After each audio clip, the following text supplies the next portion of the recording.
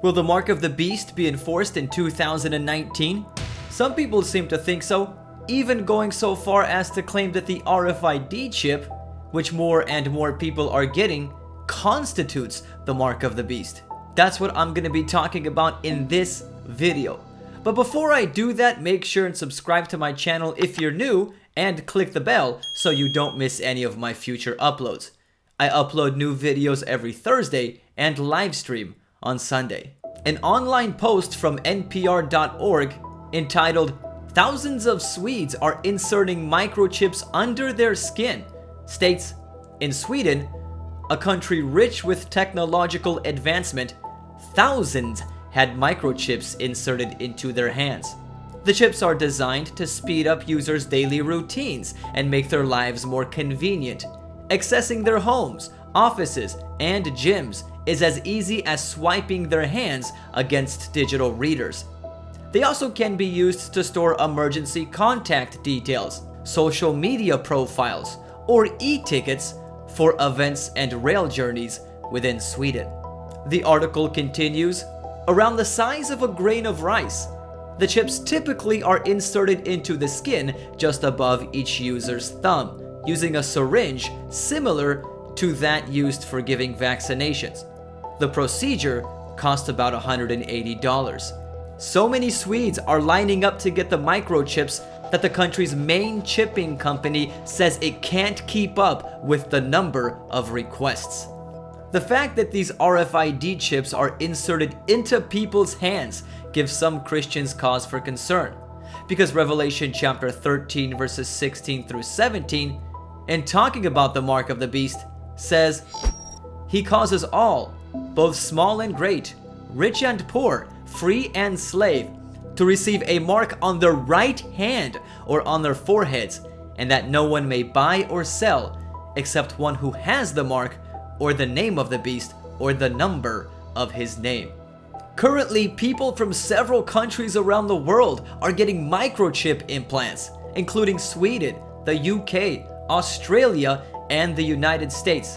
And this trend is likely to spread globally as more people see the benefits of getting chipped. And microchip implants may be used to facilitate financial transactions in the future. As a matter of fact, the YouTube channel BuzzFeed Video uploaded a video of a man doing just that. It's entitled, "I put a payment chip in my hand to replace my wallet."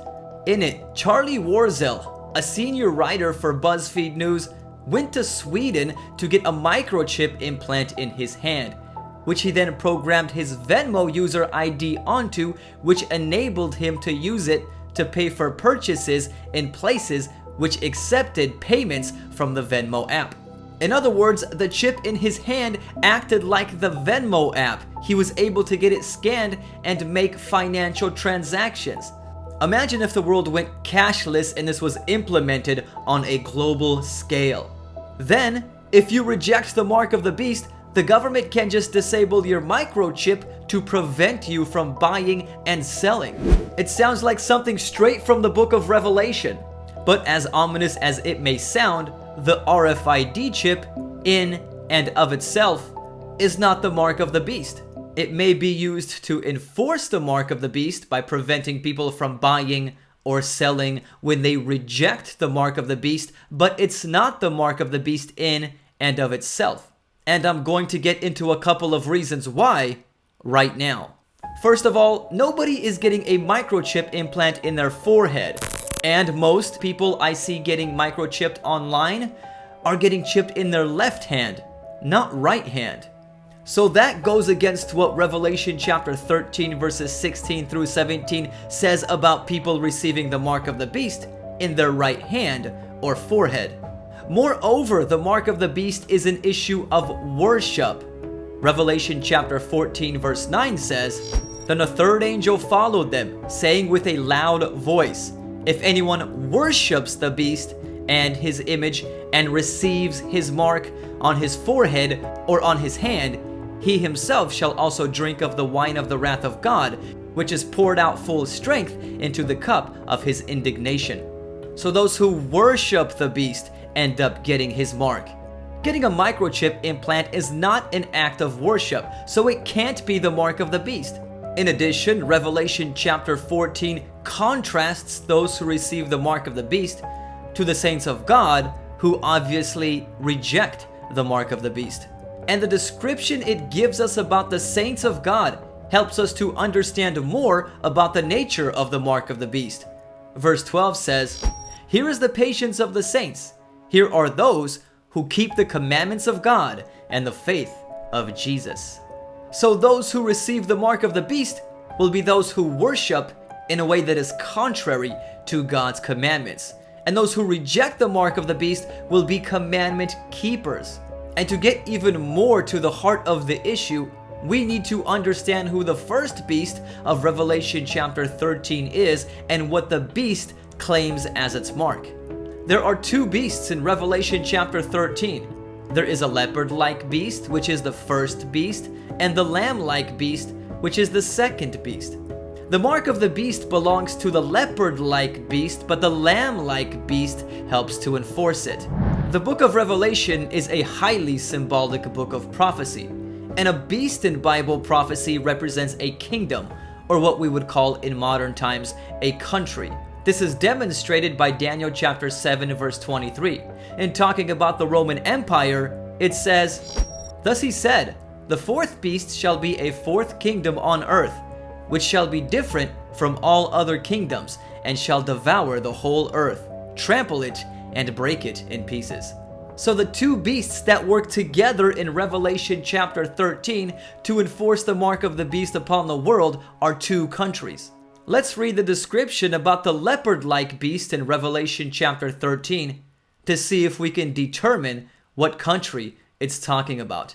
The first thing I want you to notice is that this country receives worship.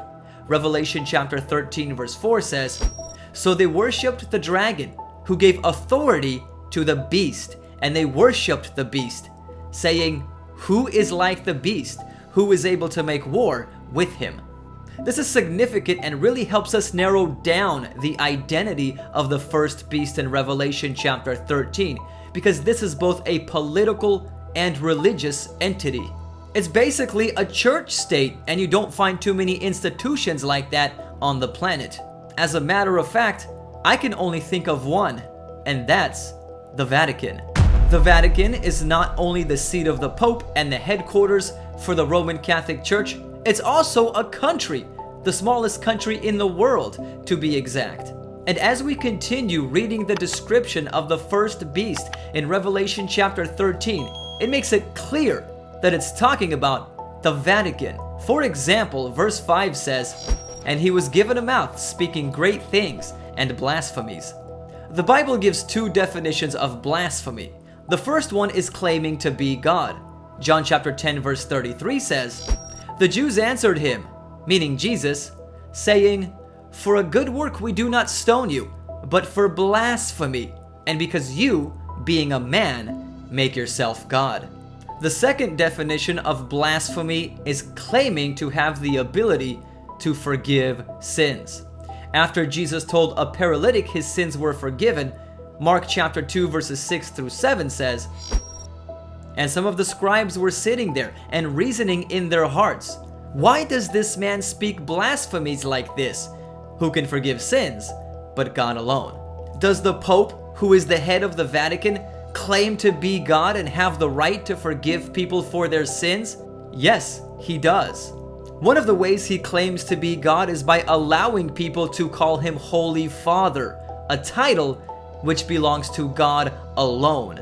That's what Jesus called the Father when he prayed to him in John chapter 17 verse 11. And in terms of the Pope claiming to have the right to forgive sins, an online post from BBC News entitled "Pope Francis Grants Indulgences for Dublin Participants" states, "Participants attending the World Meeting of Families in August can be forgiven for their sins or help a relative speed through purgatory. Pope Francis has granted a plenary indulgence for those taking part. In Catholic doctrine, an indulgence frees you from being punished for your previously committed sins, or it can be passed on to dead relatives to shorten their time in purgatory. So the Vatican is definitely guilty of blasphemy. Continuing on, verse 7 says, "It was granted to him to make war with the saints and to overcome them."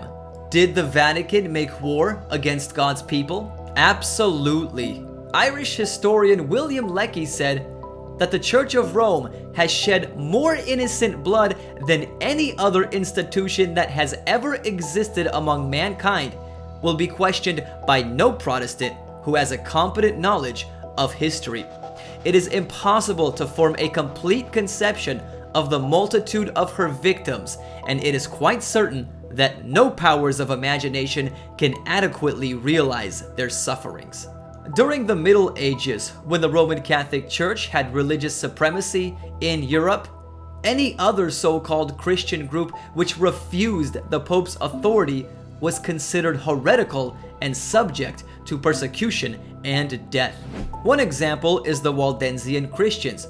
By 1215 AD, the Waldensians were declared heretical and the group was nearly annihilated in the 17th century.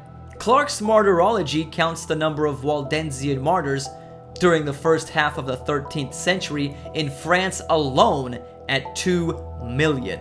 An online post by the Catholic Herald entitled "Pope Francis Asks Waldensian Christians to Forgive the Church" mentions this, stating, "Pope Francis has asked Waldensian Christians to forgive the Catholic Church for historic persecution.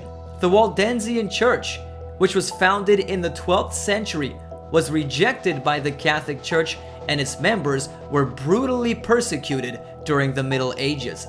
To give you another example, the Western Watchman, a Catholic publication, reads, "On August 24, 1527, Roman Catholics in France, by pre-arranged plan, under Jesuit influence, murdered 70,000 Protestants within the space of 2 months. The Pope rejoiced when he heard the news of the successful outcome." So the Vatican definitely fits the description of the beast from Revelation, which makes war with the saints. And I'm going to mention one more detail about the first beast of Revelation chapter 13, which fits the Vatican, and that is, it has global influence. Verse 7 says, "An authority was given him over every tribe, tongue, and nation." The Roman Catholic Church is the largest church in the world, boasting 1.2 billion members and a presence in over 230 countries and territories.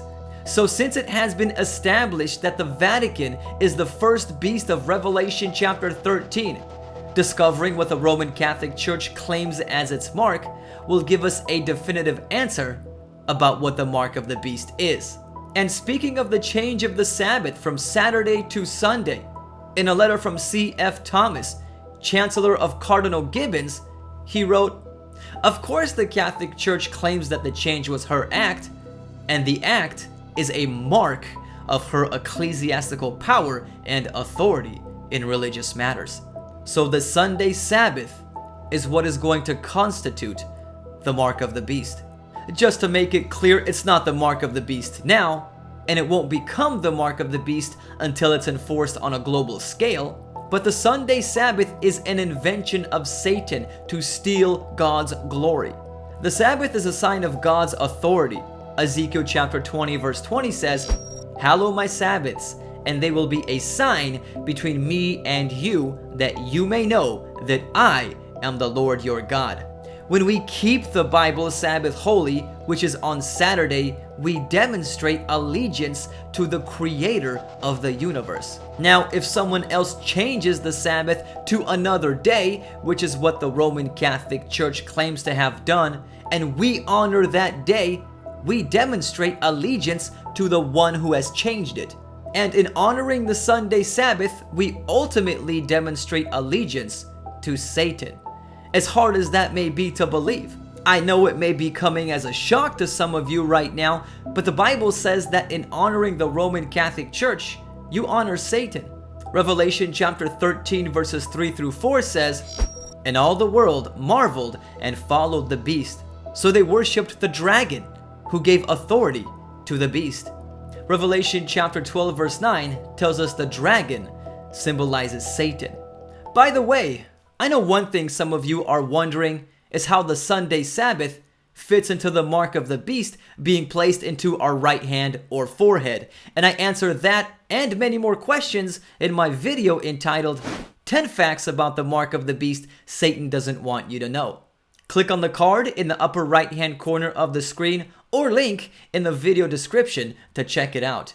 It's a much longer video with more details about the mark of the beast.